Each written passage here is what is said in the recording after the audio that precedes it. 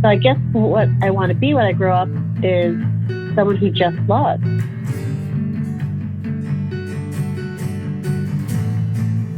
Hello and welcome to this episode of Beyond Barriers Unscripted. My name is Randy Owen and this is episode 10. Now, in the spirit of doing some housekeeping, I guess I should explain, if you've been following the podcast, this is actually the 9th episode.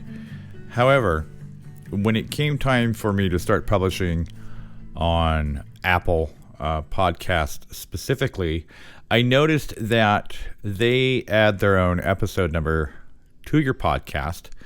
And if you've been listening to this on the Apple Podcast, you may have noticed that the numbers don't sync up. So Apple currently says that I've released 9 episodes, when in fact I've only released 8.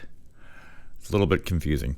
But anyways, in the interest of getting ready to go into the next season, I thought it would be a good idea to straighten it out so that my episode number does in fact match what Apple is posting.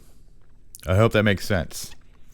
So in this episode, I speak with Elizabeth Lam, and I'm going to start off by saying that I've known Liz for probably about two and a half years now. We've worked extensively together, both at the training center as well as on site for about a year and a half. Is that correct, Liz? Mm-hmm. Yep, that is correct. I met you June 1st, 2018. That was my first day of class at Society. You were recently featured on a KVIE, which is our local PBS station here in Sacramento.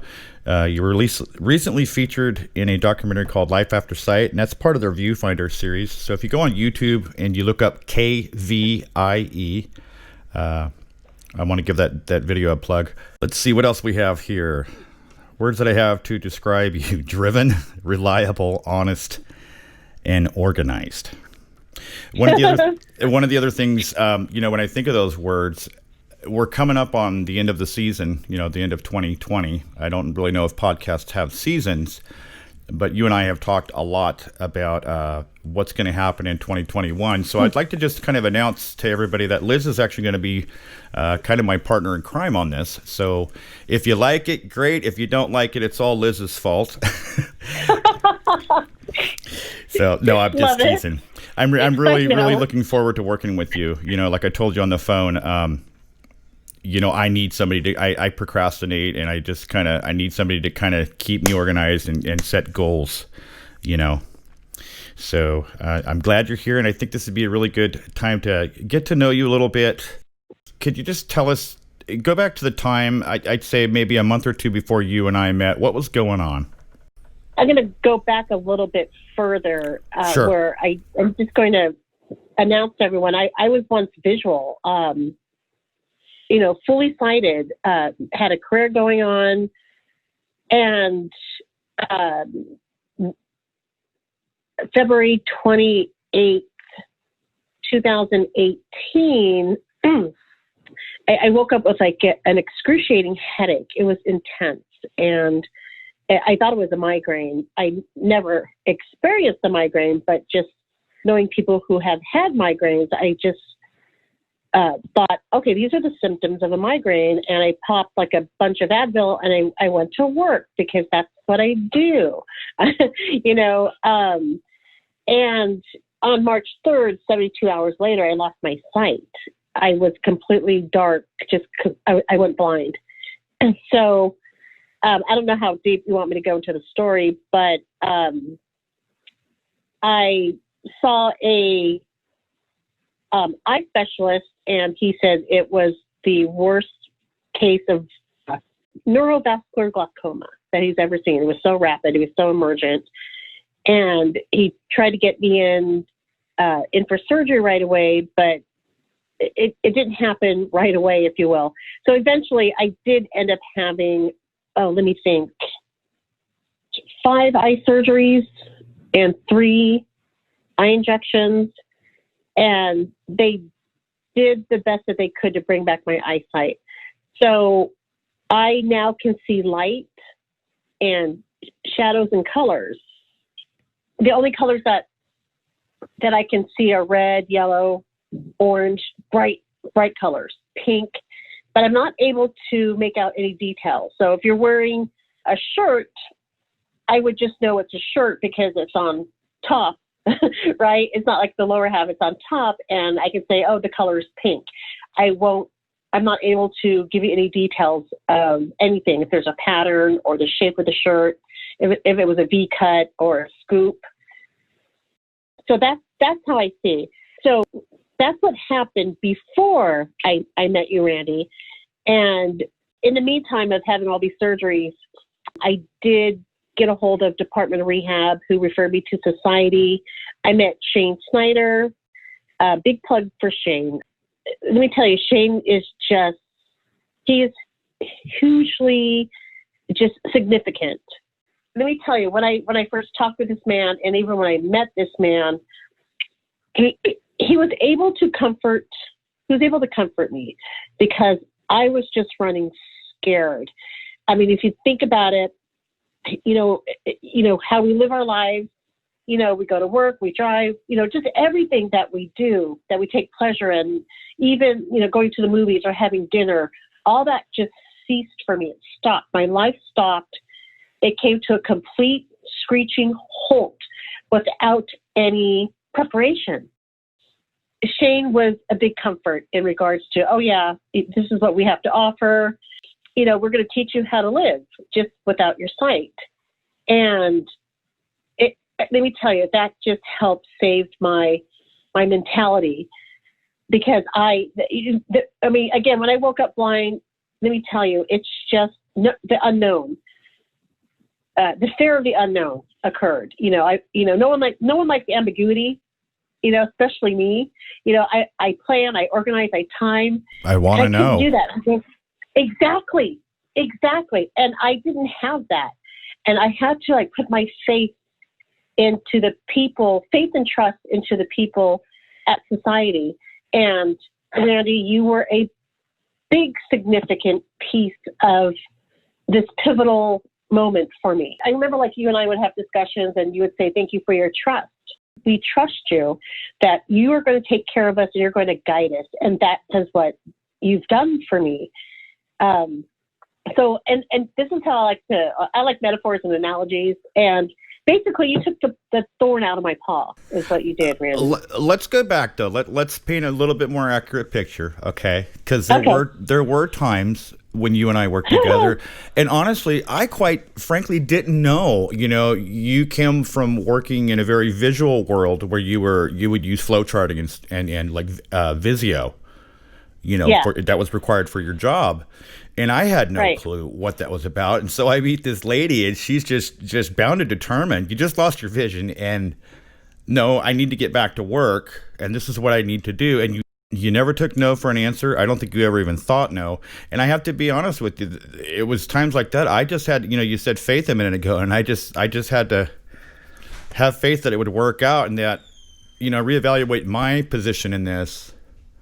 That I've got to give it the best I can. I've got to do what I can to learn this. But you still trusted me is the point. And I know that you knew that I didn't know about that software, and yet you still trusted me. Can I tell you my softball story? Go for it. Okay. This is just, and again, this is going to go in my book, the softball story.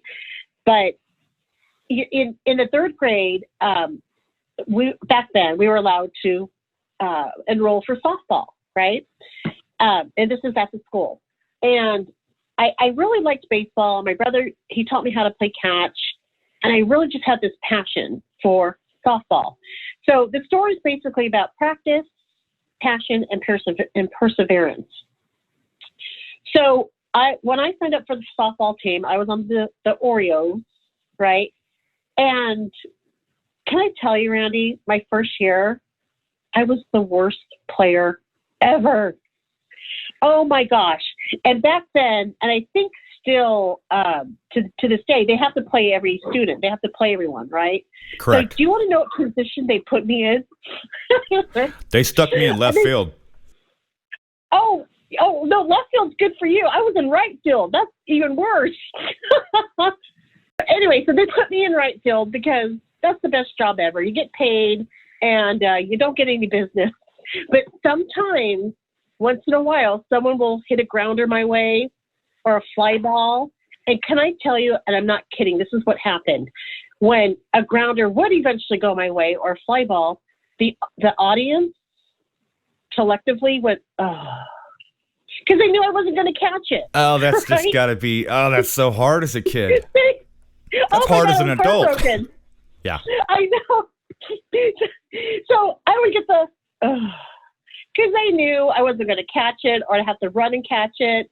And then, by the time I caught the ball, they already ran the bases twice just for kicks. Like, oh, let's just do it again, right? And I was horrible. Oh, my gosh. And my heart was just broken because I was letting the team down. It was letting me down. But, again, the point of the story is practice, passion, and perseverance. Excuse me.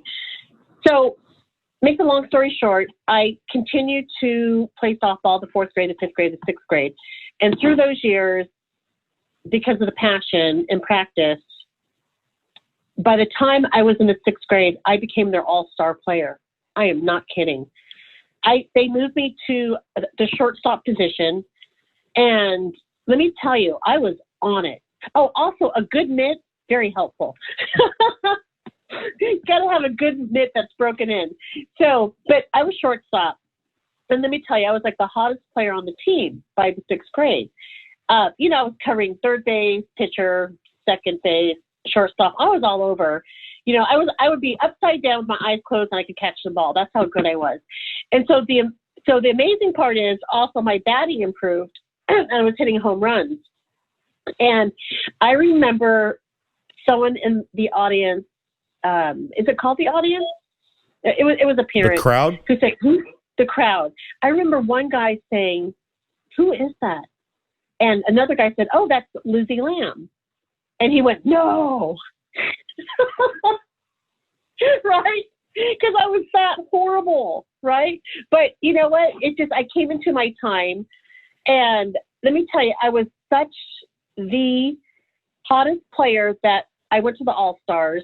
I mean, right off the bat, they said, oh, we're sending Lizzie Lam to the All-Stars. Usually there's a discussion. They put names, everyone pitches a name and then they discuss it. It was like unanimous. Okay, we're sending Lizzie Lam. Now, who are the other two? And I just have to say that even though it took years to become like the star player, but I didn't give up. It was because it was my passion. It took a lot of practice and it did take perseverance. And that, I have to say, is what builded my character, like for ongoing goals and tasks in life, where I will not give up. Sure, there are many times I will become discouraged and, especially in the blind world, like I had to shift to the blind world so quickly. There were some moments where I just have to put my head down and just let myself become overwhelmed, take a step back, reassess, re-energize, and move on. So if it doesn't work one way, and I try another. And if it doesn't work that way, okay, I'll try another. But I don't give up as much as sometimes I want to, because it's easy. It's easy to give up. And that's when I'll just take a break and go back to my task whenever. I just don't give up. Can you talk about your family life at that time? I've always had family support. I mean, I have to say, we're all blessed. We're all blessed. It's just about finding your blessings, right? But I have to say, I was just really blessed with my family. And I'll start off with, I was adopted at birth. And, right away, this family I was brought into, my mom, my dad, very supportive, very loving. My mom was a stay-at-home mom. So my father worked. And I'm just trying to, Randy, it was just I really had a spectacular upbringing. We never went without. We were always a family unit. You know, we did everything together, camping, vacations. We were really blessed. And my father, he was, I mean, let me tell you, we had every sport in the house. We had, because my dad worked really hard and he worked, really smart. And so we were able to, we had a really good upbringing. So, gosh, we had a pool table, we had ping pong, we had a basketball hoop, we had, everything that we wanted, we were granted. And we were sheltered as well, very sheltered. So, I'm just trying to think how to explain the support system, that we were truly a family unit. Did you feel secure? And totally. Unbelievable. I mean, and this kind of goes into, part of the book I'm trying to organize, is when my mother passed when I was 12. It was it was devastational, like beyond devastation, because the warmth, the coziness, the security was just swiped away from me in a matter of a millisecond. And the only way I can explain it is like the earth had like a trapdoor I didn't know about, and I fell right through it, like immediately, like the speed of a silver bullet train. That's how fast. It was so drastic. So yes, I felt very secure. We were a family. And so when my mom passed, when I was 12, life has never been, I can honestly say life has never been the same. Did your position in the family change? Yes, it did. How so? I became the responsible one. I've heard you mention college before. What was college like? I actually delayed it 6 months. And for some reason, Santa Rosa was calling me. I wanted to go to Santa Rosa Junior College. And my mother loved Santa Rosa. She loved Santa Rosa. So for some reason, I felt, okay, Liz, this is where you're going to start getting your independence and freedom. And I loved it because even though Santa Rosa is maybe an hour away from Napa, I felt free and I felt independent. And let me tell you, those college years were fun. In Santa Rosa is where I met my first love. He's now I call him my ex-fiance. But yeah, let me tell you, that was a good time. It was a good place to be. What'd you major in? I have to say, when I went to college, I wasn't, what's the word I'm looking for? I couldn't zero in on a major. So I did start off with a business major. I switched to psychology. And then I thought, well, maybe I want nursing, right? For me, attempting to become a nurse is where I am today, if that makes sense. So that nursing thought process brought me out to Sacramento, because Sac State had a really good program for nursing. But even then, I wasn't sure, right? I thought, man, what if I don't like the nursing? So I signed up for a medical assisting program here in Sacramento, graduated, and that's where my career started. So it was interesting. It was through the medical assisting program that I thought, I can't, like clinical stuff like blood and all that. I really got weak in the knees. And I thought, well, maybe I'll just switch to the admin side. And that's where my career started. So I started off, with medical billing. I became a medical billing supervisor. So then I landed a job with my current employer, which I've been with this employer for 16 years.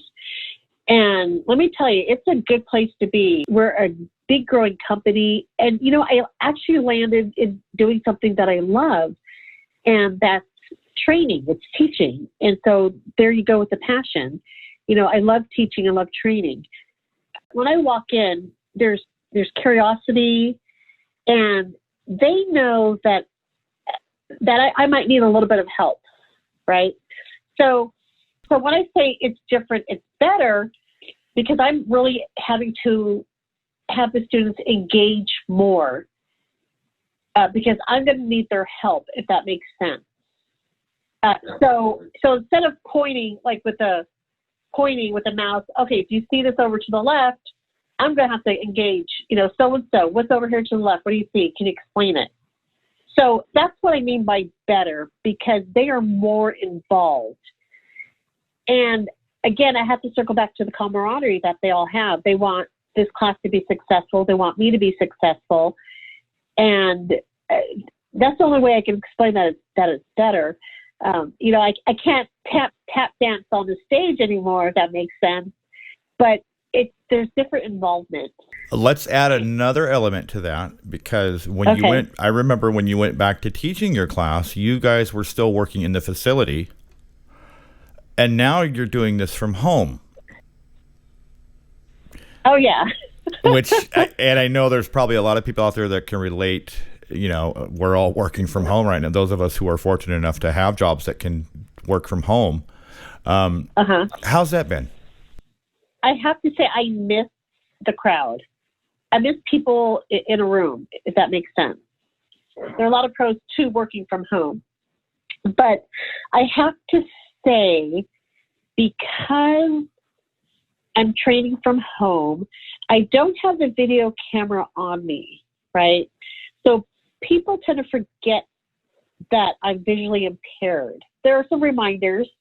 Okay, so for example, in the Zoom chat, people just like to just key in conversation in the Zoom chat. You know what I'm saying?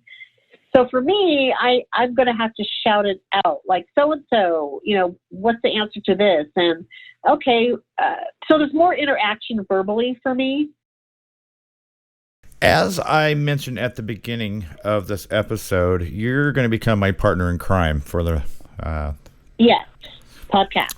So yeah, one of the new ideas that I have is I've been listening to a lot of podcasts, a lot of YouTube stuff, and there's a guy named Dave Pensato. He's an audio engineer and producer, and he has a segment in his show. It's called The Batter's Box. And so what it is, it's a list of words that he'll just throw out there, and the guest says the first thing that pops in their head. Love it. So I want to play Batter's Box for the first time. We're gonna do it around here, and I've got a selection of words. Okay. And then we're gonna come back, and we're gonna talk about what your hopes for the upcoming season will be. Okay. Batter up. Now I'm scared. Now I'm scared. Let's see here.